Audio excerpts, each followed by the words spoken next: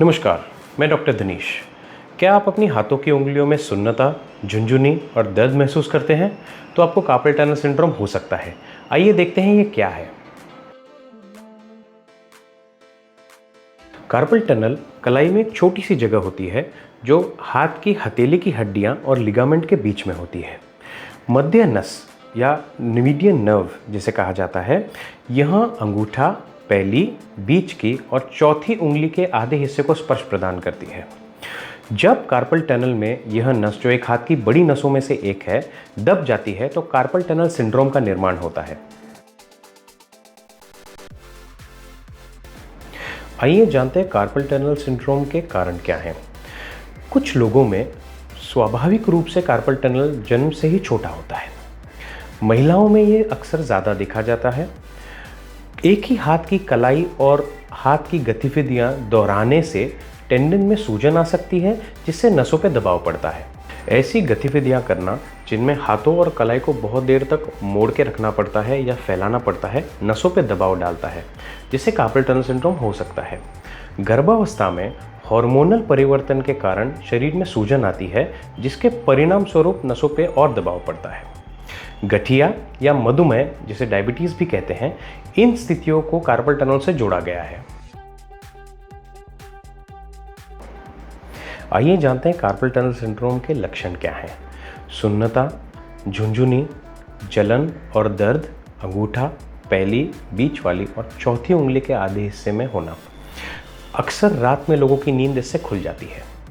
कमजोरी के कारण हाथों से चीजें छूटना, शर्ट के बटन लगाने जैसी बारीक हरकतों में कठिनाइयां होना, झटके लगना महसूस होना हाथों में।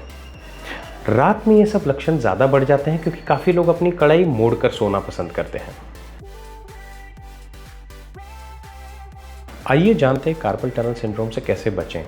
स्ट्रेचिंग करें, एक ही गतिविधि बार बार दोहराने से बचें, काम करते या गतिविधि करते समय हाथों को बदलें, गर्म रहें, ठंडी में दर्द और जकड़न बढ़ जाती है। आइए जानते हैं कि इसका निदान कैसे किया जाए। आपका सर्जन आपके हाथ की मांसपेशियों को जांचेंगे और आपको कुछ परीक्षण करने के लिए कहेंगे। नर्व कंडक्शन वेलोसिटी नामक एक टेस्ट होती है जो नसों में जाने वाले करंट के संचालन को मापती है और बताएगी कि इसमें कोई खराबी है या नहीं।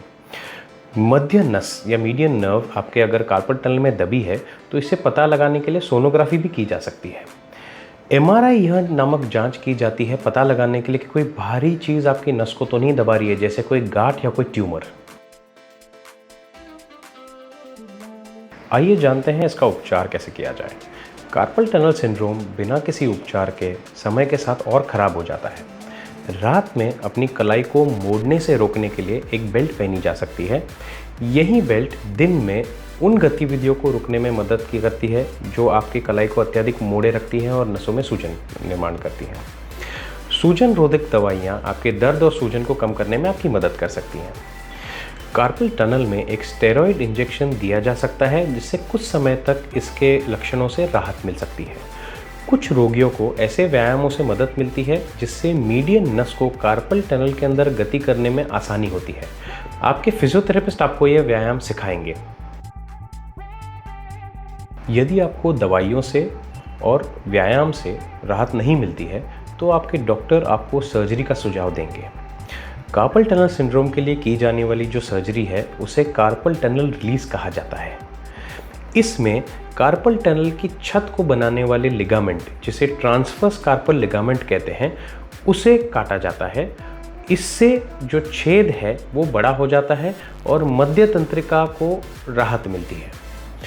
अधिकांश रोगियों में सर्जरी के बाद तुरंत राहत मिलती है।